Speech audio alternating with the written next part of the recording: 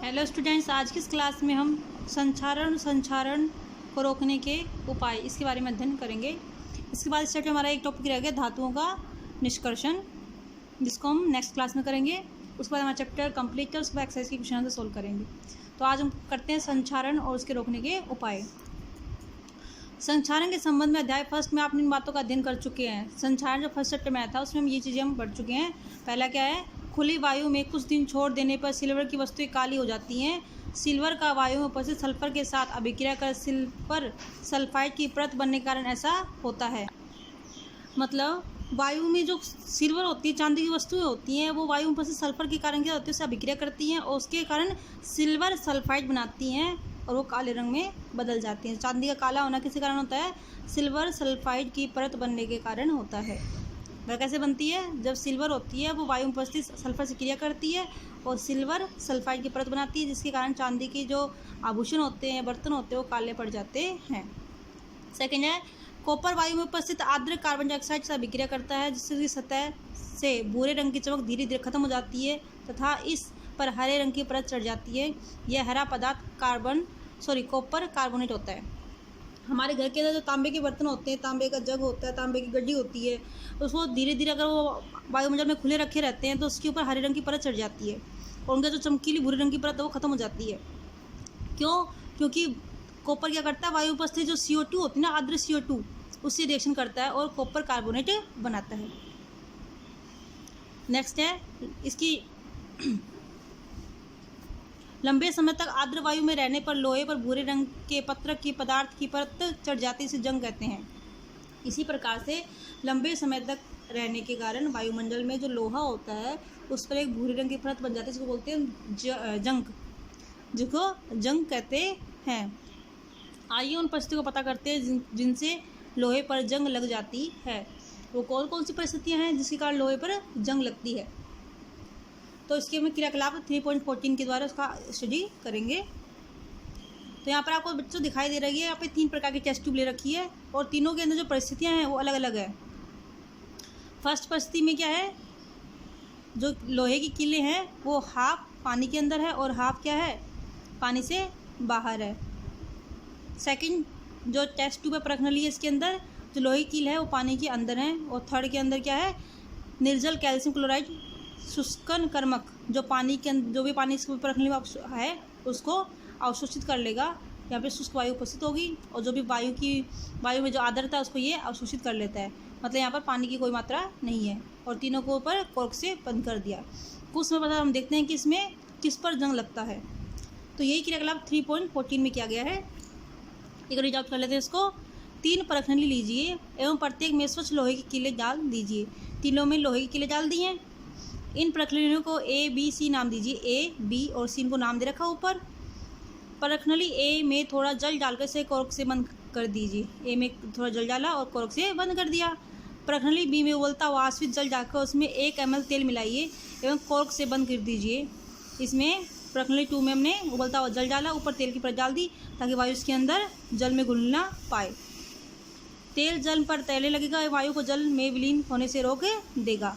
जो तेल है वो उसको जल में जो वायु ऊपर की उसको उसमें घुलने से रोक देगा। प्रखनली C में थोड़ा निर्जल कैल्शियम क्लोराइड डालकर उसे कॉर्क से बंद कर दीजिए। अब प्रखनली C में क्या डाला, निर्जल कैल्शियम क्लोराइड डाला, जो पानी वायुमंडल में उपस्थित जो वायु होती है उसको अवशोषित जल को अवशोषित कर लेता है। निर्जल कैल्शियम क्लोराइड वायु की नमी को सोख लेगा। इन प्रखनलियों कुछ दिन छोड़ने के बाद उनका परीक्षण करते हैं। परीक्षण में क्या देखते हैं कि तीनों में से जो प्रखनली A है उसमें क्या हुआ, जंग लगा हुआ है, बाकी दोनों में नहीं लगा हुआ है।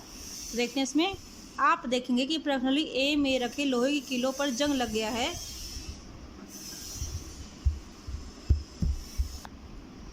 लेकिन प्रखनली B एवं C में रखी कीलों पर जंग नहीं लगा है। B और C में कोई जंग नहीं दिखाई दे रहा है।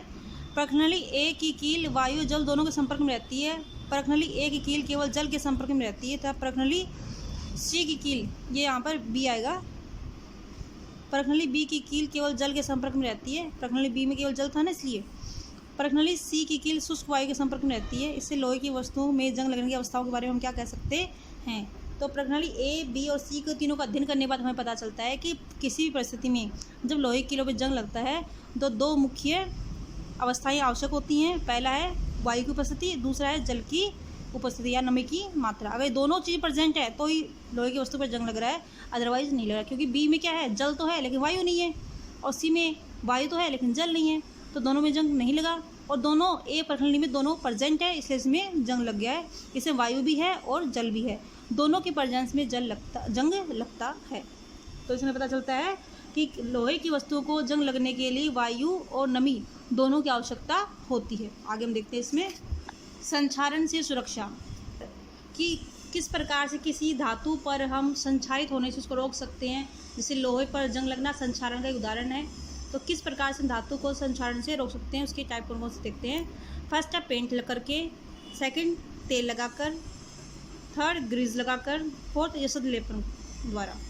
लोहे की वस्तुओं पर जस्ते की परत चढ़ाना, उसको बोलते हैं यशद लेपन। यशद लेपन किसे कहते हैं, लोहे की वस्तुओं पर जस्ते की परत चढ़ाना, उसको यशद लेपन कहते हैं। इससे हम वस्तुओं का संक्षारण रोक सकते हैं।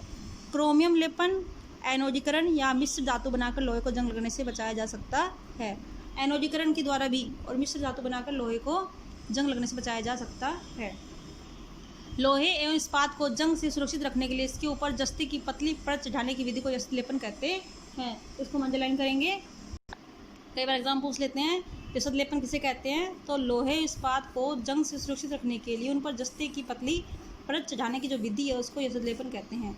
जस्ते की परत नष्ट हो जाने के बाद भी यशद लेपित वस्तु जंग से सुरक्षित रहती है। क्या आप इसका कारण बता सकते हैं, क्योंकि जो जस्ता होता है वो वायु से क्या कर लेता है, एक ऑक्साइड की परत बना लेता है, और वो ऑक्साइड की परत क्या करती है, अगर जस्ता नष्ट हो जाता है ना, तो जस्ता तो नष्ट हो जाएगा, लेकिन जो वायु की परत उसकी बन जाती है जिंक ऑक्साइड की परत, वो लोहे को और अधिक संक्षारित होने से रोकती है। धातु के गुण धर्मों को बेहतर बनाने की अच्छी विधि मिश्रात्वन है। इस विधि से हम इच्छानुसार धातुओं से अत्यंत गुणधर्म प्राप्त कर सकते हैं। उदाहरण के लिए लोहा सर्वाधिक उपयोग में आने वाली वस्तु है, लेकिन कभी भी शुद्ध अवस्था में इसका उपयोग नहीं किया जाता। ऐसा इसलिए क्योंकि शुद्ध लोहा अत्यंत नरम होता है एवं गर्म करने पर सुगमतापूर्वक खिंच जाता है। लेकिन यदि इसमें थोड़ा सा कार्बन लगभग 0.05% मिला दिया जाए तो यह कठोर तथा प्रबल हो जाता है। लोहे के साथ निकिल एवं क्रोमियम मिलाने पर हमें स्टेनलेस इस्पात प्राप्त होता है, जो कठोर होता है, इसमें जंग नहीं लगता है। जो हम घर पर बर्तन काम में लेते हैं, स्टेनलेस स्टील के बर्तन काम में लेते हैं, वो बर्तन लोहे के साथ निकिल और क्रोमियम मिलाने पर बनते हैं, उसमें जंग नहीं लगता है। इस प्रकार यदि लोहे के साथ अन्य कोई पदार्थ मिश्रित किया जाता है तो उसके गुणधर्म बदल जाते हैं। वास्तव में कोई अन्य पदार्थ मिलाकर किसी भी धातु के गुणधर्म बदले जा सकते हैं। जैसे कि हम किसी धातु के अंदर दूसरी धातु मिलाते तो उसके गुणधर्म होते हैं वो बदल जाते हैं। यह पदार्थ धातु या धातु कुछ भी हो सकता है, और दूसरा पदार्थ धातु भी हो सकता है और अधातु भी हो सकता है। दो या दो से अधिक धातु के समांगी मिश्रण को मिश्र धातु कहते हैं। तो मिश्र धातु किसे कहते हैं बेटा, यहाँ वो छोटा क्वेश्चन बन जाता है, मिश्र धातु किसे कहते हैं, तो दो या दो से अधिक धातुओं के समांगी मिश्रण को मिश्र धातु कहते हैं। अब बात आ गई समांगी मिश्रण किसे कहते हैं। समांगी मिश्रण वह मिश्रण होता है जिसमें प्रत्येक बिंदु पर, प्रत्येक स्थिति पर, जैसे मान लो कोई विलयन है, इसके प्रत्येक किसी भी जगह पर, किसी बिंदु पर उस विलयन का जो मिश्रण है, उस विलयन का मिश्रण का संघटक हमेशा एक समान होता है। जैसे मान लो हमने एक समझाने के लिए बता रही हूँ आपको, जैसे हमने एक गिलास पानी के अंदर नींबू और चीनी डाल दी तो क्या बन गया, शिकंजी बन गया। अब इसके अंदर नींबू पानी के अंदर इसके चाहिए हम पानी नीचे से लें या फिर ऊपर से लें, सब जगह टेस्ट कैसा होता है, एक समान होता है, मतलब इसके प्रत्येक बिंदु पर संघटक एक समान होता है, उसको बोलते हैं समांगी मिश्रण। तो जो धातु का समांगी मिश्रण बन जाता है उसको बोलते हैं मिश्र धातु। क्या बोलेंगे उसको, मिश्र धातु बोलते हैं। तो दो या दो से अधिक धातु के समांगी मिश्रण को मिश्र धातु कहते हैं। इसे तैयार करने के लिए पहले मूल धातु गलित अवस्था में लाया जाता है। पहले एक धातु को गलाएंगे, तत्पश्चात दूसरे तत्वों को एक निश्चित अनुपात में से विलीन किया जाता है, फिर इसे कमरे के ताप पर शीतलीकृत किया जाता है। मिश्र धातु बनाने के लिए पहले एक जिस धातु की मिश्र धातु बनानी है उसको पहले गलित अवस्था में लाया जाता है, उसके बाद दूसरे तत्वों की एक निश्चित अनुपात उसमें मिला दिया जाता है और फिर इसको कमरे के तापमान पर ठंडा किया जाता है, फिर से मिश्र धातु बन जाती है, जिसके गुणधर्म मुख्य मूल धातु से अलग अलग होते हैं। अब आप पे हम देते हैं कि आप जानते हैं शुद्ध सोने को 24 कैरेट कहते हैं। ये काफ़ी नरम होता है।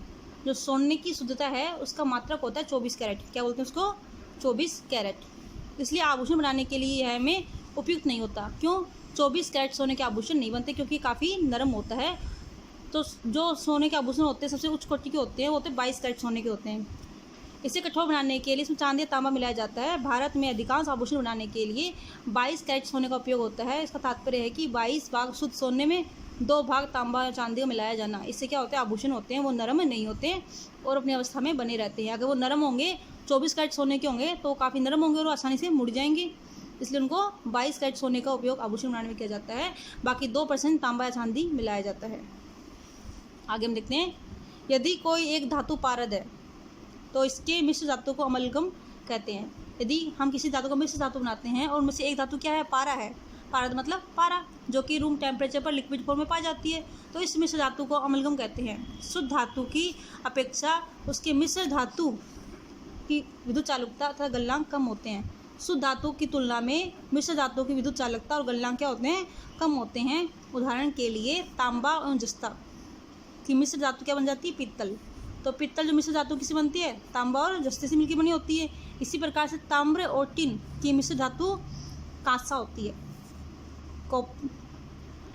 कॉपर और टिन की मिश्र धातु क्या बोलते हैं, उसको कांसा बोलते हैं, जो कि विद्युत की कुचालक होती है। कि तांबा क्या होता है, विद्युत का सुचालक होता है, जो कि तांबा और टिन दोनों को मिला दिए जाते हैं। ये भी टिन भी क्या होता है, विद्युत का सुचालक होता है, लेकिन दोनों को मिला दिया जाए तो विद्युत के कुचालक बन जाते हैं। आगे हम देखते हैं इसमें, तो मिश्र धातु कांसा विद्युत के कुचालक हैं, लेकिन ताम्र का उपयोग विद्युतीय परिपथ बनाने में किया जाता है। सीसा एवं टिन की मिश्र धातु सोल्डर है। सीसा और टिन को मिलाकर क्या बन जाता है, सोल्डर मिश्र धातु बनती है, जिसका गलनांक बहुत कम होता है। इसका उपयोग विद्युत तारों की परस्पर वेल्डिंग के लिए किया जाता है। तो विद्युत तारों की वेल्डिंग होती है, उसको इसमें सोल्डर धातु का मिश्र धातु काम में लिया जाता है। यहाँ पे एक टॉपिक हमारा रह गया था, प्राचीन भारतीय धातुक्रम का चमत्कार। लगभग 1600 वर्ष पूर्व भारत में लौह कर्मियों ने दिल्ली में एक लौह स्तंभ बनाया। दिल्ली में जो लौह स्तंभ है वो 1600 वर्ष पूर्व भारत के लौह कर्मियों ने बनाया था। उन्होंने जंग से बचाने के लिए इसे एक विधि विकसित की। इस स्तंभ की जंगता से प्रतिरोधकता का अवलोकन विश्व के कई वैज्ञानिक कर चुके हैं। यह स्तंभ कुतुब मीनार के निकट स्थित है। यह लौह स्तंभ के 8 मीटर ऊंचा और इसका भार 6 टन है, मतलब 6000 किलोग्राम है, जो कि इस लौह स्तंभ पर जंग नहीं लगता है। तो इसको बचाने के लिए विधि विकसित की गई थी। प्राचीन भारतीय धातुक्रम का ये चमत्कार कहलाता है। आगे हम देखते हैं इसमें, अब हम देखते हैं इसके exercise question answer. First question हमारे पास है, जिंक मैग्नीशियम कॉपर के धात्विक ऑक्साइड को निम्न धातुओं के साथ गर्म किया गया तो किस स्थिति में विस्थापन अभिक्रिया घटित होगी। मतलब धातु हमारे पास ये हैं, केवल धातु है हमारे पास, और ये धातु के ऑक्साइड है, zinc oxide, magnesium oxide, copper oxide. धातु हमारे पास जिंक, मैग्नीशियम, कॉपर है। तो इसमें से किस स्थिति में विस्थापन अभिक्रिया घटित होगी। तो विस्थापन अभिक्रिया देखने की किस प्रकार से यहाँ पे कौन सी पोजीशन में विस्थापन अभिक्रिया घटित होगी। तो विस्थापन अभिक्रिया देखने के लिए हमें पता करना है कि विस्थापन अभिक्रिया होती क्या है। विस्थापन अभिक्रिया हम फर्स्ट चैप्टर में देख चुके हैं कि विस्थापन अभिक्रिया वह अभिक्रिया होती है जिसमें अधिक क्रियाशील धातु कम क्रियाशील धातु को उसके विलयन से प्रतिस्थापित कर देता है। तो यहाँ पर इसको हमें इसकी क्रियाशीलता निकालनी पड़ेगी कि कौन सी धातु कितनी अधिक क्रियाशील है। हमने सक्रियता श्रेणी देखी थी, उसमें पता चला था जो धातु ऊपर आती है वो अधिक क्रियाशील होती है, जो धातु नीचे आती है वो कम क्रियाशील होती है। तो इसके अनुसार हमें इन तीनों धातु के अंदर कौन सी धातु अधिक रिएक्शन, धातु क्रियाशीलता श्रेणी के आधार पर इन तीनों के अंदर जो मैग्नीशियम धातु है वो सबसे अधिक क्रियाशील है। उसके बाद है जिंक और उसके बाद है कॉपर। तो मैग्नीशियम सबसे अधिक क्रियाशील है, जिंक उससे कम है और कॉपर इन दोनों में सबसे कम क्रियाशील धातु है। तो जो अधिक क्रियाशील धातु होता है वो उसके जो धातु के जो ऑक्साइड है उससे कम क्रियाशील धातु को उसके विलयन से प्रतिस्थापित कर देता है। तो यहाँ पर हम देखेंगे जिंक ऑक्साइड है, जब जिंक ऑक्साइड जिंक से रिएक्शन करेगा तो इसमें कोई रिएक्शन नहीं होगी, ठीक है बेटा। जब जिंक ऑक्साइड मैग्नीशियम रिएक्शन करेगा तो जिंक ऑक्साइड प्लस मैग्नीशियम जो रिएक्शन करेगा तो मैग्नीशियम क्या करेगा, अधिक क्रियाशील है ना, तो ये जिंक ऑक्साइड से जिंक को रिप्लेस कर देगा, प्रतिस्थापित कर देगा। तो क्या बन जाता है magnesium oxide MgO plus Zn, MgO plus Zn। इसमें इसको बैलेंस कर देंगे, यहाँ 2 लगा देंगे, 2 2 और 2। कॉपर रिएक्शन, तो जो जिंक ऑक्साइड में जिंक कॉपर से अधिक क्रियाशील है तो इसमें भी कोई रिएक्शन नहीं होगी। मैग्नीशियम ऑक्साइड, मैग्नीशियम जो धातु वो सबसे अधिक क्रियाशील है, तो मैग्नीशियम जिंक से कोई क्रिया नहीं करेगा, मैग्नीशियम में कोई इसमें कोई रिएक्शन होगी नहीं। और मैग्नीशियम को कॉपर रिप्लेस नहीं कर सकता, तो इसमें कोई भी रिएक्शन नहीं होगी है। अब हम देखते हैं इसके आगे कॉपर ऑक्साइड। जो जिंक है वो कॉपर ऑक्साइड, जिंक धातु है, कॉपर ऑक्साइड प्लस जिंक। अब जिंक क्या है, अधिक क्रियाशील धातु है, तो कॉपर ऑक्साइड से कॉपर को प्रतिस्थापित कर देगा, तो क्या बन जाता है, जिंक ऑक्साइड प्लस Cu। इसी प्रकार से कॉपर ऑक्साइड मैग्नीशियम है, तो मैग्नीशियम क्या है, कॉपर से अधिक क्रियाशील है, यहाँ पे भी क्या बनेगा, Cu copper oxide plus magnesium, तो यहाँ पे भी क्या बनेगा, MgO प्लस Cu। और कॉपर ऑक्साइड में कॉपर जब धातु रिएक्शन करेगी तो इसमें कोई रिएक्शन नहीं होगी, इसमें कोई फर्क नहीं पड़ेगा। तो जो अधिक क्रियाशील धातु है जैसे कि जिंक और मैग्नीशियम, ये दोनों कॉपर से अधिक क्रियाशील धातु हैं, तो ये कॉपर ऑक्साइड से कॉपर को रिप्लेस कर देती हैं। तो इस रिएक्शन में देखा जो अधिक क्रियाशील धातु को, कम क्रियाशील धातु को उसके ऑक्साइड से रिप्लेस कर देती हैं। इसको हम बैलेंस कर सकते हैं, यहाँ पे 2 2 लगा करके ये बैलेंस हो जाएगा। आगे हम देखते हैं कौन सी धातु आसानी से संक्षारित नहीं होती। तो बेटा जो सोना धातु है, सोना जिसके हम गहने बनाते हैं, इसका प्रतीक है Au। ये धातु है, ये बहुत अधिक अनअभिक्रियाशील धातु है, प्रकृति मुक्त अवस्था में पाई जाती है। ये ना तो वायु से क्रिया करती है, ना ही भाप से क्रिया करती है, ना ही किसी गैस से क्रिया करती है। तो ये अनअभिक्रियाशील धातु है और ये संक्षारित नहीं होती है। मिश्र धातु क्या होते हैं, नेक्स्ट क्वेश्चन हमारा है मिश्र धातु क्या होते हैं। तो अभी मैंने टॉपिक में पढ़ा था, उसमें देखा था 2 या 2 से अधिक धातुओं के समांगी मिश्रण को हम मिश्र धातु कहते हैं। 2 या 2 से अधिक धातुओं के समांगी मिश्रण को मिश्र धातु कहते हैं। उनके उदाहरण भी हम दे सकते हैं, जैसे कि पित्तल, कॉपर और जस्ते की मिश्र धातु है, कांसा, तांबा और टिन की मिश्र धातु है। इस प्रकार से एग्जाम्पल में दे सकते हैं। तो बेटा ये क्वेश्चन आपको एक्सरसाइज के नोटबुक में करने हैं और इसके नेक्स्ट क्लास में इस चैप्टर कंप्लीट कर देंगे। इसमें धातुओं का निष्कर्षण हमारा टॉपिक लास्ट बचा है। ओके बेटा, थैंक यू, मिलते हैं अगली क्लास में।